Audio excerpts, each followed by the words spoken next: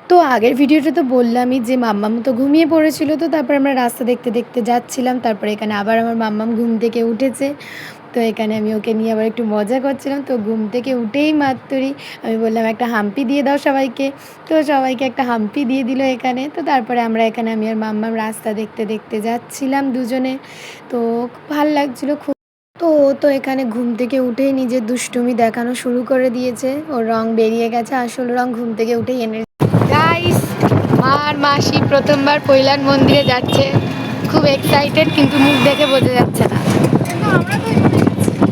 কিন্তু আমরা তিনজন গেছি আগে গাইস। আমাদের এই ছোট্ট মতো মেয়েটাও আগে গেছে।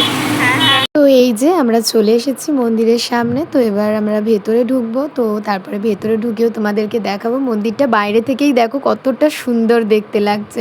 তো অবশ্যই একবার পৈলান মন্দিরে সবাই ভিজিট করো। খুবই সুন্দর মন্দিরটা। তো চলো এবার ভেতরে ঢুকে দেখাচ্ছি।